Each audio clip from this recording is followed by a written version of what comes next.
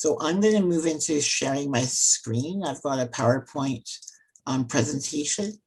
I will be reading the text that's on the screen because I know that on this medium, it's not going to be picked up by screen reader technology. So I'm just going to get my little thing up.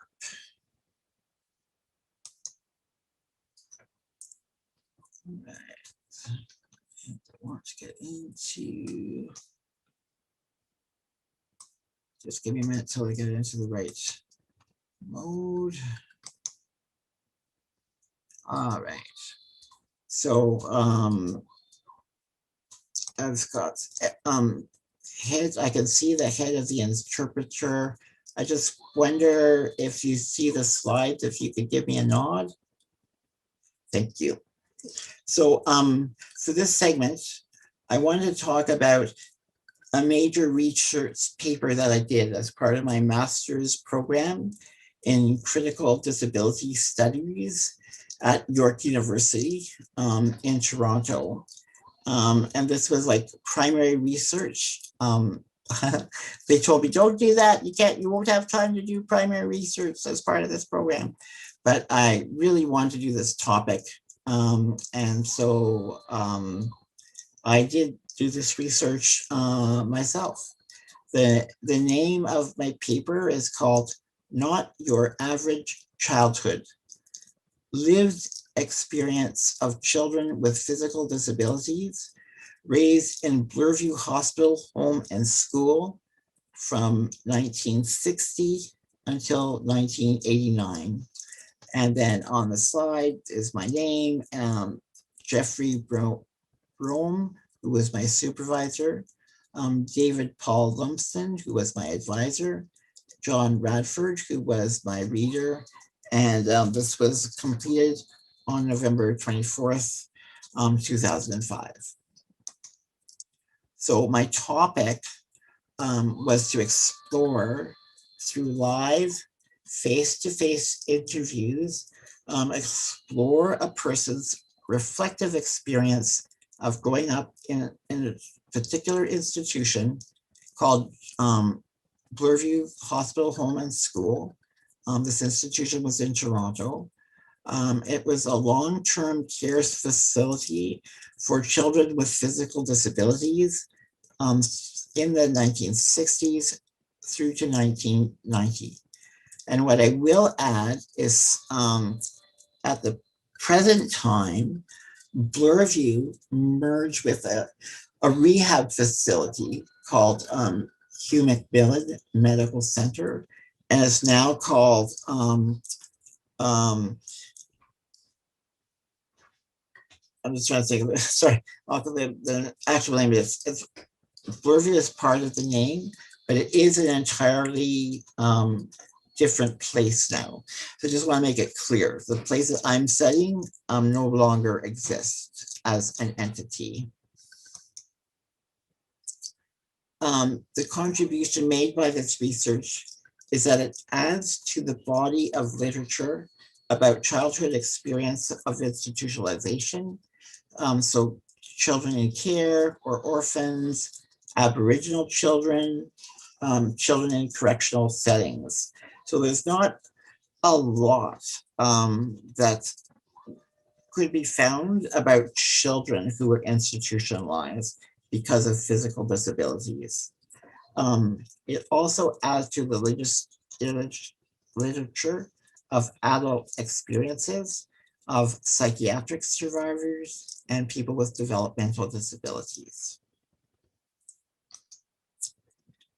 My particular research questions were, what is the lived experience of persons with disabilities who grew up in residential institutions, and what similarities and differences are there in each adult's perception of their experience, and what factors might account for those differences? My supporting research questions were, how did the childhood experience of institutionalization affect people with disabilities as adults? Are these outcomes positive, negative, or a mixture of each?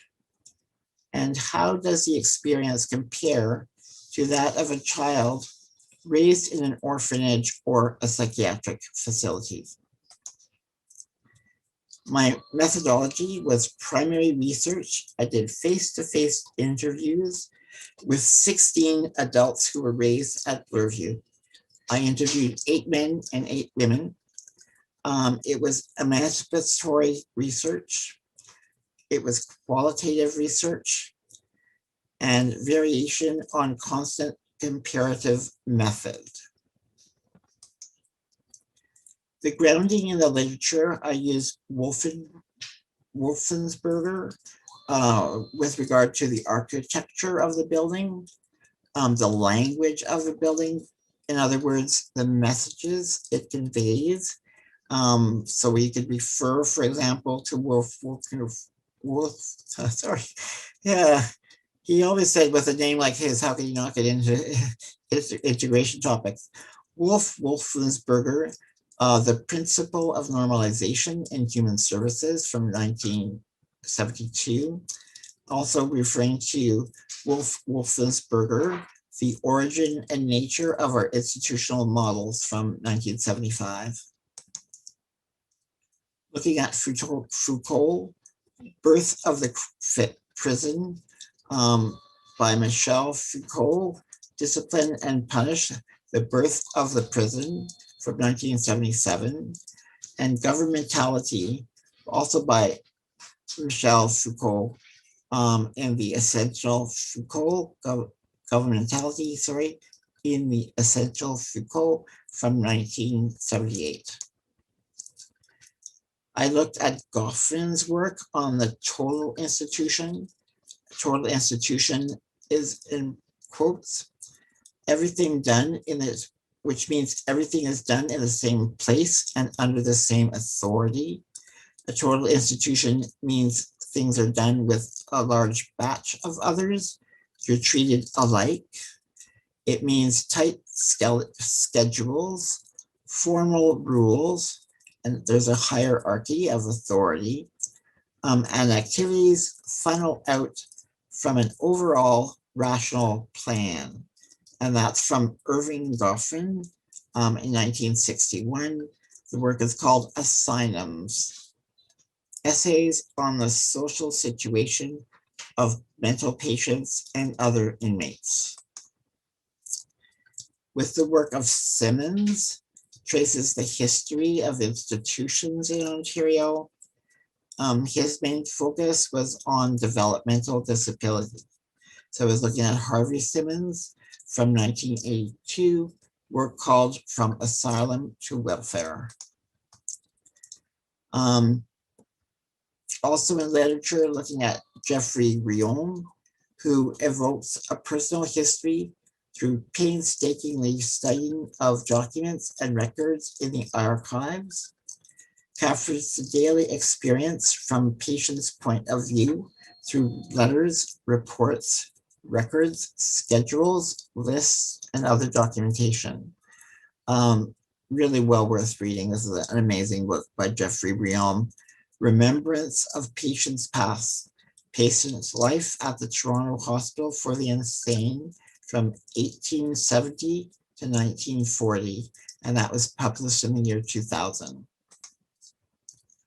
I'm going to just pause one moment here because I'm finding I just need to get a little drink. So I'm going to be away from my screen for just a second. But I hear my husband out in the kitchen, says he's working at home. I'm going to take this advantage to get a drink. Be right back. I need something to drink. I'm talking here and I'm dry. Water.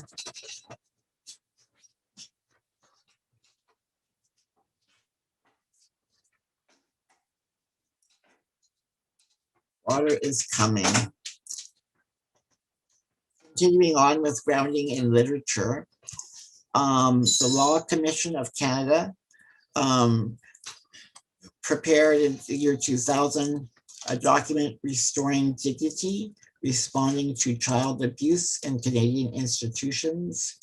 And looking at Sobsey, Dick Sobsey's work in 1994, Violence and Abuse in the Lives of People with Disabilities, The End of Silent Acceptance.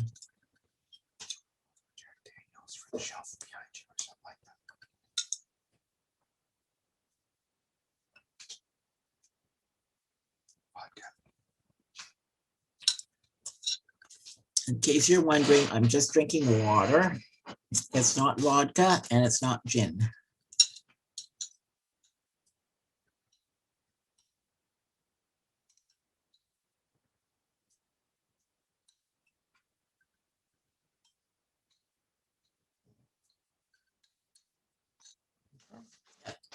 Thanks, hon. So with my grounding in literature, I was looking at the social, in brackets, misunderstanding of, in brackets, disability. So you can read that social understanding of ability or social misunderstanding of disability by these authors, Goffman, Wolfensberger, Radford, Kleinman, and Charlton. So the overall finding of my research was there were two distinct cohorts that existed between 1960 and 1989, with the latter group having a relatively more positive experience. The building effect had been underestimated in research design, and there was you could see the effects of advocacy, particularly with regard to transportation. I found that the residents operationalize a hierarchy among themselves. Oh, 1 second. David, can you come here for a moment, please? Let's go to the other side. My arm fell down. Just gonna get my arm put back on something that's collapsing here. Just backwards a little bit. And up to you though. Oh, thank you. That's great. Okay. All right. So residents operationalize a hierarchy among themselves, which was based on mobility and assertiveness. So how mobile they were and how assertive a person was. It was not based on any specific type of disability or diagnosis, which is a departure from Murphy's and Kleinman's analysis. Residents experience emotional, physical, and sexual abuse while in residence. That confirmed Sobey's findings, found that there were some staff who preyed on residents, some residents abused drugs and alcohol, and some residents preyed on weaker children. Peer relationships were valued both within and outside the institution. Some lasting friendships were formed. So in fact, finding people to participate in the study, it was through that network that I was able to find people, because some had stayed in touch with others. So that was very helpful to finding people to interview. So some lasting friendships formed. Some residents were role models for the respondents. Residents looked to friends both in and outside of Bloorview. Bloorview is the name of the particular facility that was part of the study. So residents looked to friends both in and outside of Bloorview to shape long-term plans for living in the community. Residents found creative ways to be rebellious. So they found ways to smuggle in alcohol. They refused to follow rules. They used the mobility they had to go AWOL, like absent without leave. Reprisals took the form of physical abuse related to disability. So one of the staff would take your wheelchair away, for instance, as a punishment. So you'd have to be in bed and you couldn't go anywhere because your wheelchair was gone. Or meds were adjusted up or down, according to, if a person was getting too outspoken or just being too much of a nuisance. The person reported to me that they felt that their meds were increased to control them. Most residents had difficulty expressing their sexuality. Age-appropriate sexual expression was not condoned in the institution. The girls were prescribed birth control, whether or not they were sexually active. And this happened immediately after they started menstruating. Family relationships were highly valued. Those who were admitted at a younger age missed their family life. Those who were admitted when they were older keenly felt the loss of the family dynamic. Therapeutic interventions were not valued by most residents. So things like physiotherapy, occupational therapy. There was a program called the Satellite, which was not regarded as therapy. I'll go back and talk about that in a minute. Other results. Recreational programs were highly valued, innovative, and contributed to the self-esteem of residents. Educational experiences were very highly valued, but they were inadequate within the institution. Respondent support an ongoing role for institutions as a resource for technology and for fostering independence.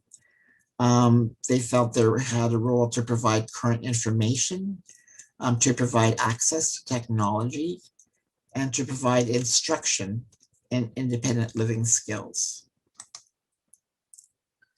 So in conclusion, Bloorview was considered a total institution as defined by Goffman. Respondents described being stigmatized and channeled through a service system which felt like a punishment. So that's in line with Foucault. And respondents experienced distanciation, abuse, and were relegated to deviancy roles. Most respondents felt their success was in spite of Bloorview, not because of it. All the people that I interviewed were active in the community, although most of the respondents were relying on ODSP for income support. So they would be active as volunteers or in advocacy or in sports, and some were working. Conclusions that institution has a role as a resource, but should not try to define or confine their clients. So I'm going to stop my sharing at the moment. So that was what I found during my particular research that I had done. It was quite an experience doing it because I left my home when I was 7 years old, 7.5, to go and live in Bloorview. And I stayed there until I was 18 years old. So those are pretty important years, when you're kind of developing your personality and you're figuring out your place in the world. I was fortunate because my older sister was there as well. She has the same disability as I do, which is a spinal muscular atrophy type 2. So I was never able to walk, and same with her. She's 4 years older. So I kind of would see what was in front of me by looking at her, all the way along. some people on who are watching will know my sister, Sandra Carpenter, and she just passed away last year, in 2020. So we've lost a huge advocate in the community with her loss. But she always had that kind of streak in her, I guess, as part of her DNA. It's very fortunate that she's in the institution for me. She went there at the age of 11. So we went the same year. She went in February and I went in October the same year. It was a very different experience for her. I didn't interview her for my paper because of her being a relative and, trying to keep that, academic distance that you need to have. But she described it that mom was, running the vacuum and turned off the vacuum and looked at Sandra and said, like, how would you like to, go and live at a residential school? And so mom always looked at this as us going away to school, like, I guess like rich families send their kids away, like the Queen of England sent her kids, that's just kind of what was done. So mom just said, like, how would you like to go to school? And Sandra immediately started to cry because she felt like mom didn't want to have her like living at home anymore. So her my sister's reaction was very different to mine. Because I went to visit one time. So, that was fine. That was a visit. And then when I was going there to live, I was just like, okay, let's go. Because I knew I'd be with my sister again. So I was like, let's go. Like I wasn't sad to be leaving or anything. My mom was out there like crying when my dad was driving me away in the car. And I didn't know like why she was crying. Now I know. But I was just like reading my comic book or whatever. It's like, let's go, let's go. So I left my home in Ottawa to go and live in the institution at the age of 7 and ended up signing myself out. And during those times when I was there, like during the 70s and up until about, I left in 76. So I guess there for part of the 60s as well. But, during that time, there was lots of things going on in the world around advocacy, particularly in the United States. There were people climbing the steps into a courthouse or a legislative building. I forget what building it was, but people were climbing steps to protest that a bill that they wanted was not being signed. And if someone was in a wheelchair, they would throw themselves out of the wheelchair and drag themselves up the stairs. And if someone couldn't throw themselves out of the wheelchair, someone would lift them out and someone would help them, go inch by inch, like up the staircase. So it's very dramatic imagery.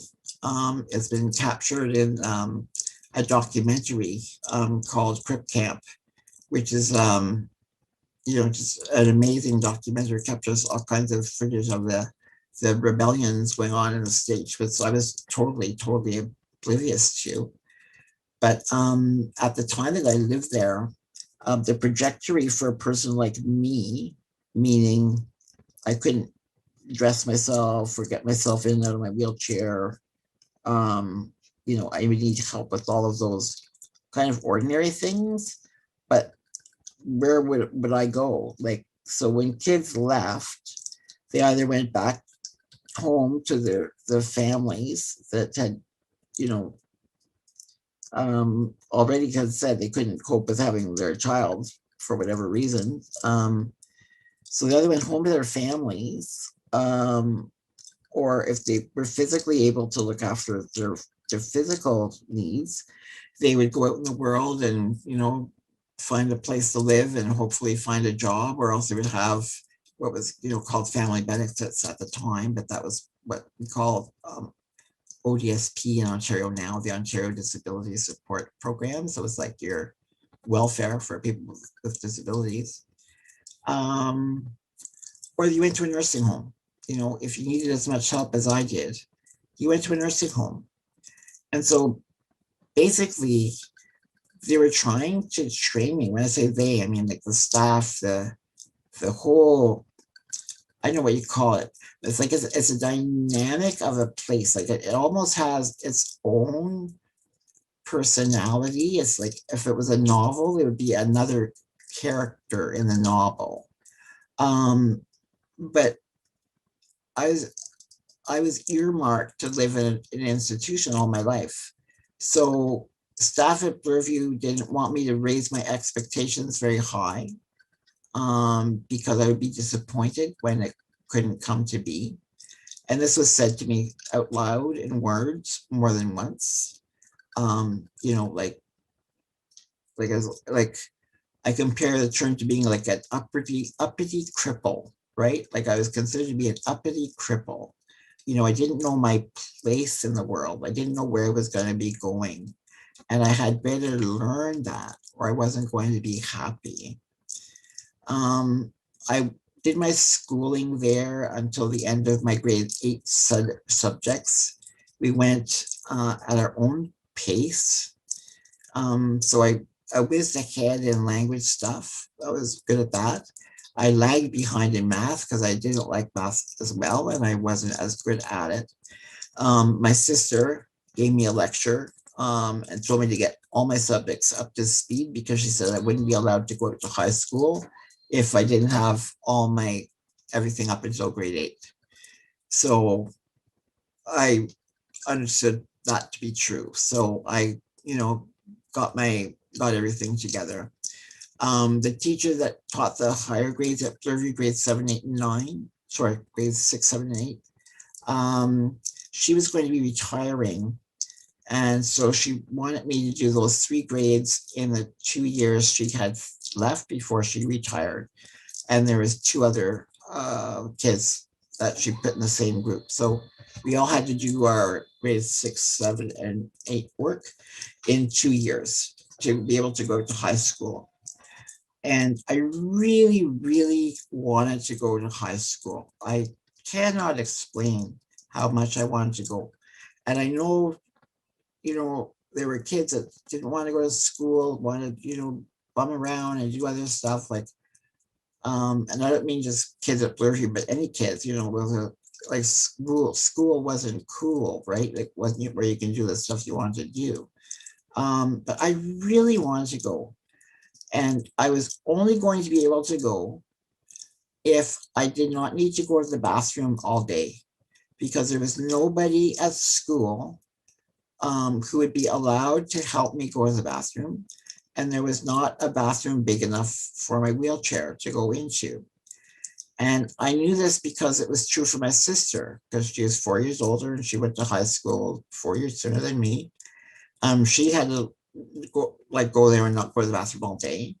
And another girl that was in high school, same situation. We had to go there and just wait until we got back to Bloorview. And that's when we got to go. So if I couldn't manage to,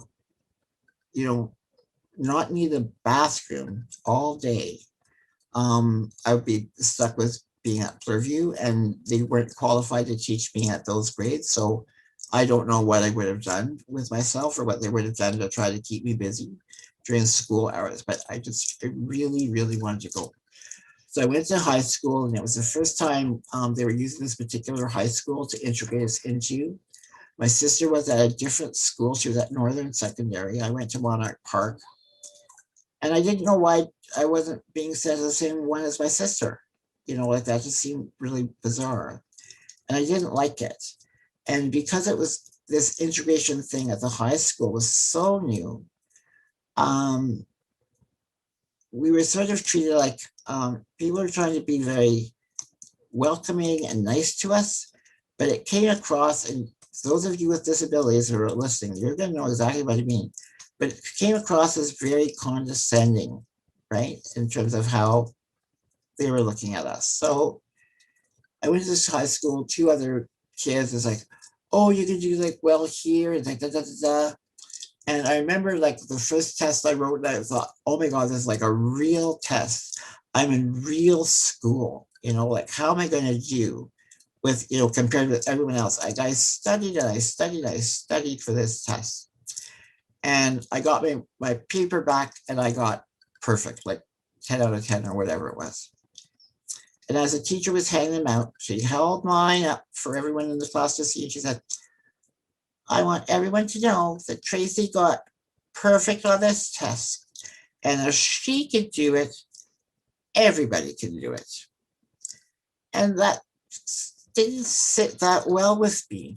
And I at the time, I didn't have the maturity or the sophistication, I guess, to understand like why, this was like, I don't know, like why at the same time she was praising me, it came across as a put down. But it also served to distance me from the other kids in the class. So now suddenly I was the brown noser, right? So I wasn't going to become popular, by any stroke of the imagination. Um, so I had this trouble. Like at first, I was like, oh yeah, yeah. I was still in my manual wheelchair when I started grade 9, which was a chair that I could barely push. Like I went so slowly. Every push on the wheel, I would maybe go like 6 inches. I had no power behind that. So I had to get one of the kids to push me to my other class. So for the first week, it was like, I'll do it. I want to do it. I want to do it. Like they were fighting over who was taking. And after a couple of weeks, they were fighting over like, I don't want to do it. I did it last time. No, you do it. Because then they couldn't go with their friends and like mingle with their friends if they had me. Anyway, so then I became the burden because I had, to be pushed. I couldn't stand it. So I made some kind of a fuss as only I was able to do at the time at that age. And Blurview consented to give me an electric wheelchair to take to school. And these first electric wheelchairs, they weren't very fast. Like they weren't like scooters, that you see today. It's kind of like, like it went along. But to me, it was like, wow, like I could get down the hall and like in the like a moment's time as compared to when I went ta-da-da, ta-da-da, ta-da-da, slow as molasses in the other chair. So they said I could take the electric chair to school, but when I got back, I had to get transferred back into the manual chair and I had to wheel myself up and down the hall 15 times to make up for the exercise that I wasn't going to be getting by using the electric chair. So I thought, that's okay. So now it's cool again because I had this electric chair at school. It was just so liberating. I didn't need extra time to get to class. Like I could get there. It was fine. Could carry my books on my lap. Like it was fine. And then when I would get back to Blurview, they'd have to put me in the other chair. And it's like my personality would change as soon. Just seeing the interpreters are getting ready to switch. So as soon as I was put back in the manual chair, I was like, I was depressed. I was sullen. I did my 15. They weren't really laps because it was just up and down a hallway. My best friend at the time, Heather, she would sort of hang out with me and wheel slowly beside me, and we could, chat a bit like while I was doing it. But I was supposed to stay in the chair like for the rest of the evening. So if the other kids were hanging out, we had a room called a teen room, TEEN, teenager. And only the teenagers were allowed to go in there. And we painted it psychedelic purple and pink. And we had black light posters in there. And we got to play our music really loud. So the kids would go down to the teen room and I would start to go down to the teen room. And I would go down the hall slowly and slowly. And I would get there. And by the time I got there, they'd all decided to go somewhere else. They'd gone out to the balcony or they'd gone out to the backyard. So off I would go to follow them into the backyard. And I'd get there and they'd be gone. I wouldn't have the energy to follow them anywhere else. So I was very depressed about, switching these chairs. And I made another fuss as only I could do at that age. I could make people really, really miserable if I set my mind to it.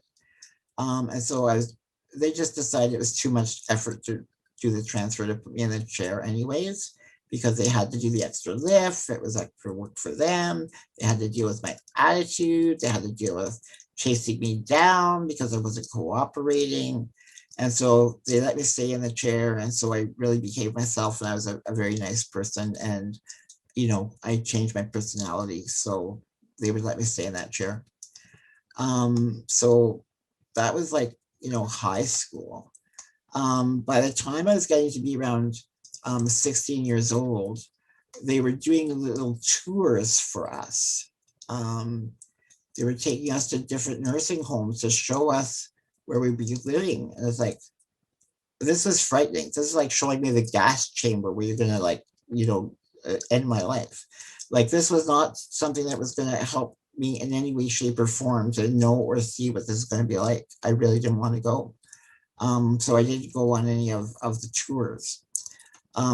There was a small group of parents who were active with Blurview. Um, Most of the parents, once their kids went to live there, gradually lost contact with the child, or sometimes the contact was cut off almost instantly. But it was a rare thing for kids to have parents involved with them and still seeing them at Blurview. My sister and I were two very lucky kids that our families stayed involved. They weren't really involved in the political stuff like this parent group, but they were in touch with us nevertheless. So, anyways, one of my friend's was his name is Greg. He has also passed away, same disability as me. But his mom asked us both to write up something to describe where we would want to live after Blurview. Since they knew we didn't want to live in a hospital, where did we want to live? So Greg and I sat down in the library one night and we hammered out a document. I still have a copy of it. I don't know if I'm adept enough to pull it up while I'm talking, but I can do that if there's some time. But anyways, we wrote up a thing where we said, well, we wanted to be able to live in our own apartment. And we wanted staff to be able to come and go when we needed them, like to get us up or to put us to bed or, stuff like that. The staff could be friends with us if they chose, but, they didn't have to be our friend. They could just do their work and that would be fine. That we would pay for our groceries and we'd, pay for our rent or whatever, we would do, but we wouldn't be charged money for the cost of the staff, that would be covered by the government. And then from there, we'd be able to, work or go to school or do whatever that we wanted. So basically, we were describing what now would be considered like either direct funding or, community care through the local health integration network, in Ontario. So that's what we were describing, like 40 years ahead of its time. Anyways, we handed this thing in, just a couple of pages, and Greg's mom came back and read it. I thought they were going to take this seriously. So what they wanted was to know, like, what color did we want to paint the gas chamber? Did we want curtains in the gas chamber? That kind of thing, but not something different altogether from being in the gas chamber, right? So I don't know whatever happened to this thing, but there were documents, there was talks going on behind the scenes. And so by the time I was turning 18, my sister was already out. She was living with friends on the outside who were on a volunteer basis, helping her with everything she needed. But she was the one that told me that these places were starting up, and one of them had a vacancy because a person had left. I forget why the person left, but someone had left, and my sister said I should apply to live there. So this turned out to be like a demonstration project for something that was like going to be like an SSLU model. SSLU is Support Service Living Unit. So it turned out to be that kind of a model. And in this model, you didn't have your own apartment, but you did share it with, depending on the apartment. If it was a 2-bedroom, you had one roommate. If it was a 3-bedroom, you had 2 roommates. There was one bachelor. There were no one bedrooms, and all of the all of the apartments where people shared services were on the same floor of a high rise. And there was like a common kitchen in it. So if you needed help with your meals being cooked, you would go to the kitchen for your dinners, and there was someone who would, make the dinners, and that would all be done. But you could have help to make your breakfast or your lunch in your apartment, as long as you kind of kept it, fairly simple. Like, you weren't going to have eggs Benedict. You were going to maybe have like a boiled egg and toast, or, something more manageable with the time. So I applied, and I had to go and meet with the 2 women who were already living there, one of whom was a student at Ryerson, who knew my sister, and that's how the connection got made with the community.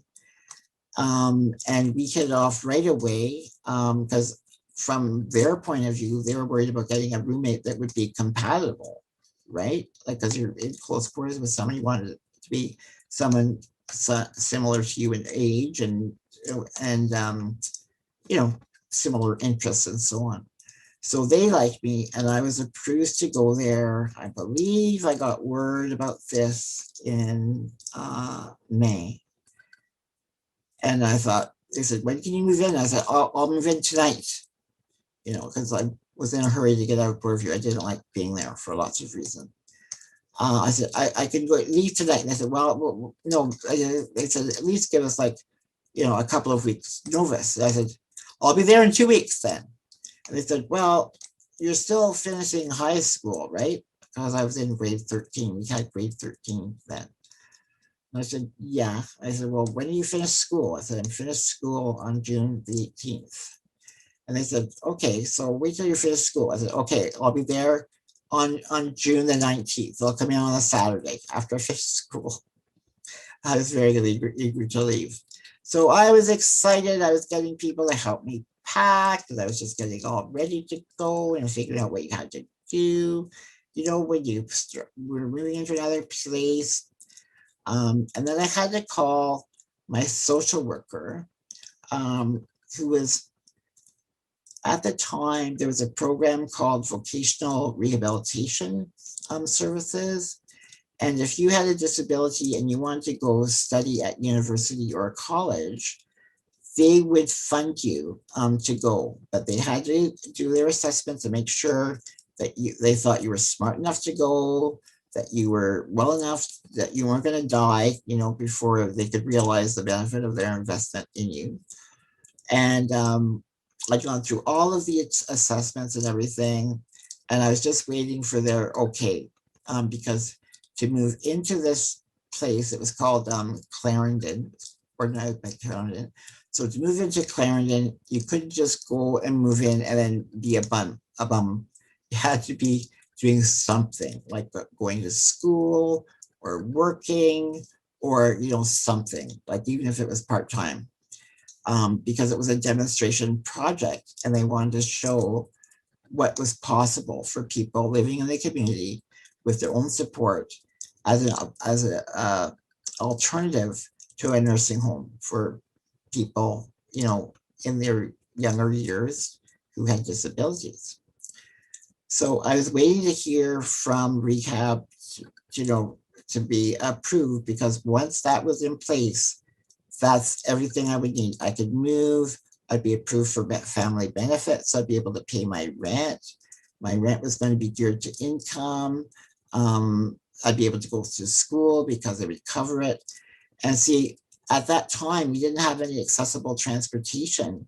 You had to hire a private company to drive you somewhere. They only had like about 5 or 6 vans for the entire city. And the cost was roughly triple what the costs of a taxi would be. So there was no way I could afford to go to York University where I was accepted and pay my transportation because the cost was like way out of reach for me. So all of these things were like a house of cards. They were all leaning on each other and they were all depending on each other, to be able to be stacked, high enough.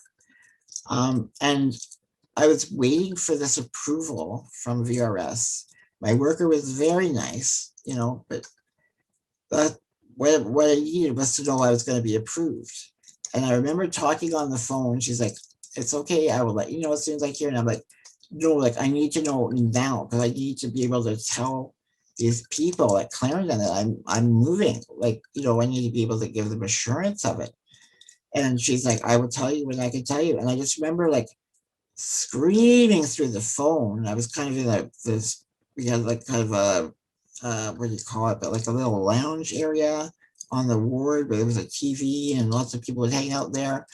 But I just remember screaming in the phone, saying like, "You don't understand. Like, this is my life. Like, if I wasn't approved, I was going to be like in the gas chamber from my perspective versus being free, right? Like she didn't understand like how important this was and how life altering this decision had the potential to be for me one way or the other. So finally she was able to give me the okay and I was just like through the moon. And the staff kind of picked up that there was something going on with me and they heard through the grapevine that I was leaving and they didn't have any idea of where I would be going to. And I said, well, that's my business. And it was nice to sort of have something about me that they didn't know because they knew everything from what my temperature was every single day since I got there because they took it every day at 3 o'clock to like whether or not I went to the bathroom to whatever. Like everything was in a chart and recorded and I was going to be somewhere where nobody had to keep charts on me anymore. It's just so liberating. So they heard that I was going and I said yes. And they said I would have to tell them because they wouldn't discharge me unless they knew where I was going. And normally they have a case conference and, everybody else would decide where the child was going to go. So I was the first person who ever went to my own case conference because no one else knew where I was going except for me. So I told them if they wanted to know, they were going to have to invite me to the case conference. So, I went and I told them and they said, what are you going to do about your wheelchair? And I said, what do you mean? What am I going to do about my wheelchair? They said, well, you can't keep it. And I said, it's mine.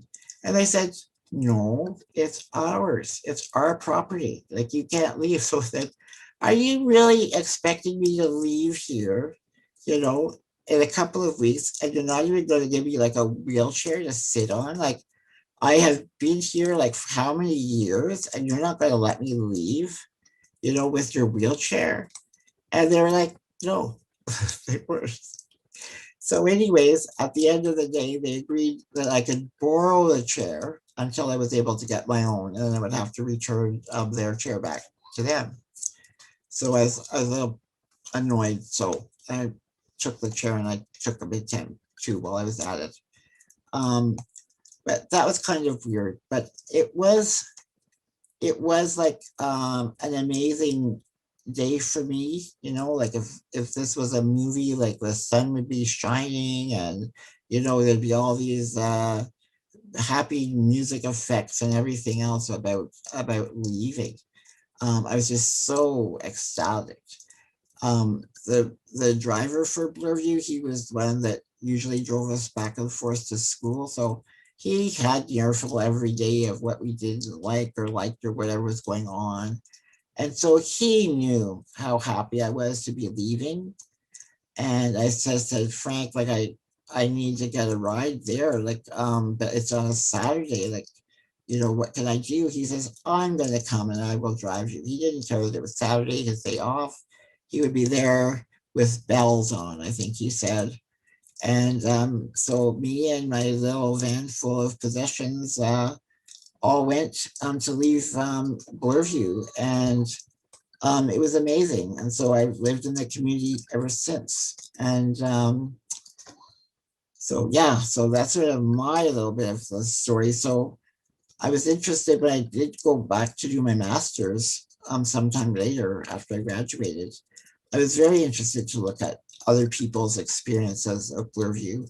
I wanted to know, did other people hate it as much as I did? Were there people who like found the experience very beneficial?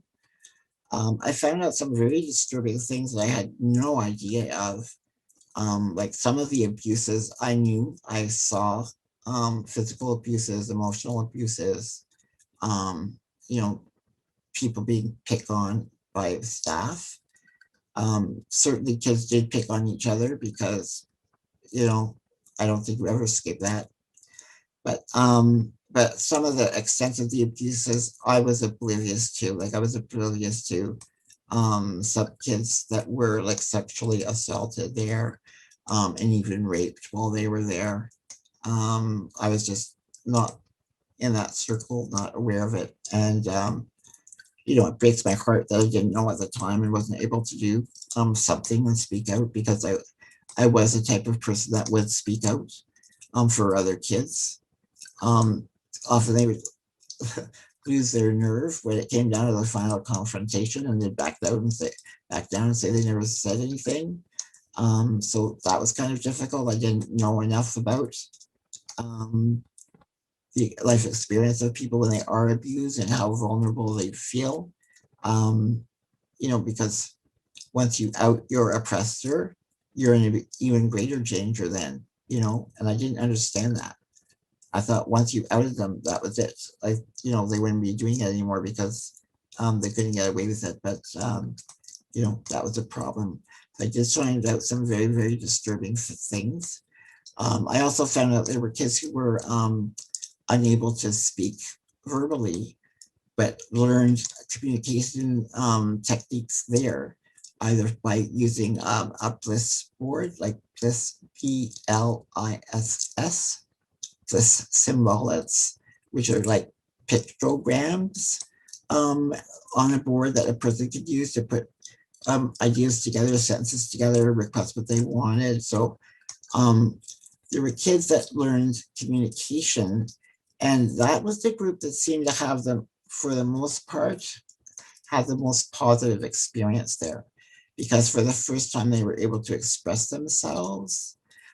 They were heard in a way that they weren't heard at home, and this method of communicating could be shared with the families, so you know that they could have a way to communicate. And that was very liberating for people who were not able to speak verbally, probably as liberating as what was for me to get my first electric wheelchair. You know, was probably on the same scale for them. So I don't mean to say for them, but for people who use that technology. So um, anyways, I'm going to just like pause there. I'm going to ask the person who is doing the transition, because I think I changed my role now to being more of a background support. I just want to make sure we've got people in line for our next little bit.